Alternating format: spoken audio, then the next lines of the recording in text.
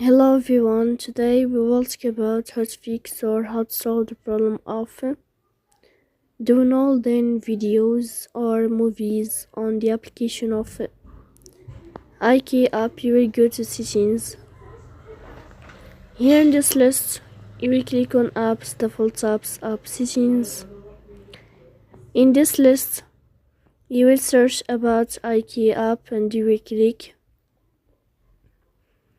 In this page of app info, you will click on first stop, then you will click OK.